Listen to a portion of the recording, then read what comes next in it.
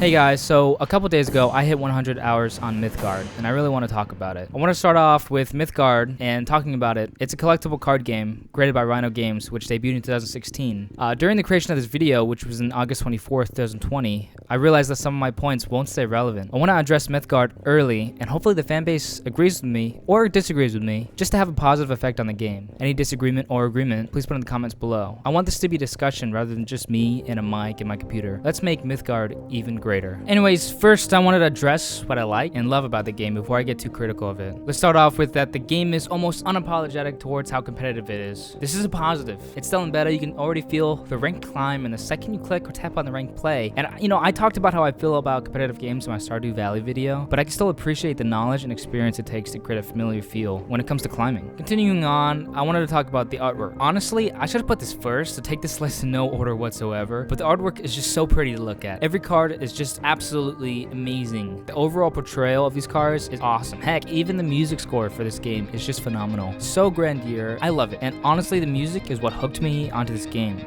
The composer for this game is John Robert Matz. He truly deserves a standing ovation for his work. Music in video games is super underappreciated, so hats off to this guy. The third point I want to get to is the currency grind. The grind in this game is really tame compared to games like Hearthstone, Duel Links, and if you've ever played it, Elder Scrolls Legends. The philosophy is that you make most of your income through missions and passively playing. It's absolutely rewarding. What I mean by passively playing is that you win 3 cards after 3-1 matches once a day. So you can get a lot of cards just passively playing, hence passively, but you can also change those cards into grinding dust if you've already have the card. Alright, the last thing I love about this game is the balance of the meta. This kind of relates to the first point, but the meta of this game is really well done. If you look on Rhino Games' website, you can already find out how experienced they are when it comes to making multiplayer games, and it shows. There's a lot of thought when it comes to making this game. They're backed by Blizzard North, and you can tell that a lot of inspiration comes from Hearthstone and Magic the Gathering, where every single point in toughness or power is super precise, and it means a win or loss in matches. Okay, so those were the positives. After this, it's gonna be a ton of rambling, and I want you to understand that the first mobile collectible card game I loved was Elder Scrolls Legends.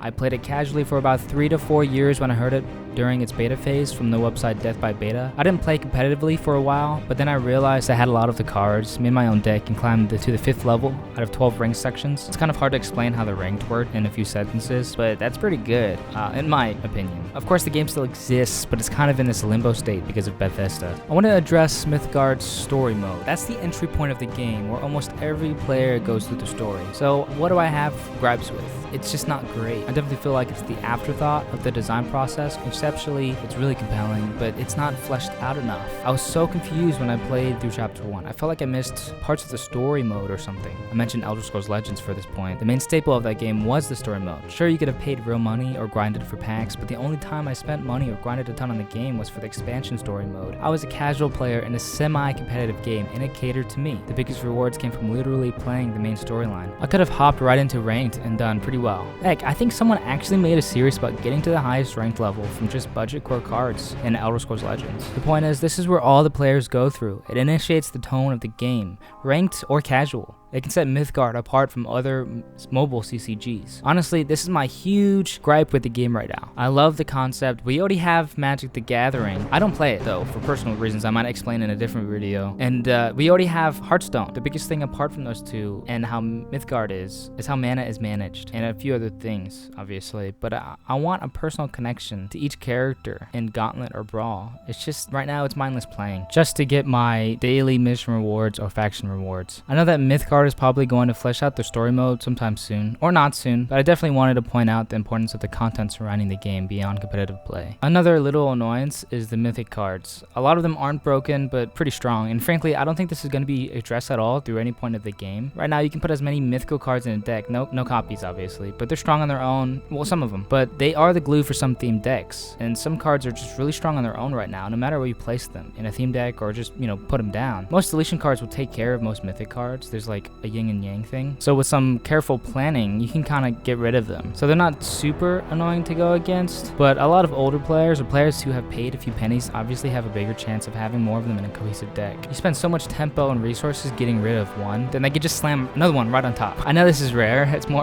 of like an annoyance than a frustration, but the coin cap is 50,000. Anything higher than that is a signifier that they've paid a pretty penny. And I've definitely given myself a pretty hard facepalm with someone who's played less than me, but has a higher coin cap and a higher collection, then just plays mythics like nothing. But, you know, I'll be honest, it might just be me. In fact, it probably is me. It's pretty obvious to know that these cards are for the grinding experience. It's the true nature of a collectible card game. And while I get mildly annoyed, a small part of me doesn't want it to be changed, and a big part of me wants all the mythics. But this is also a side effect of the game being unapologetic towards casual players, because that's what I am. Like Yu-Gi-Oh! Or Magic, they could easily limit the amount of mythics you can have in a deck, but that wouldn't be fun.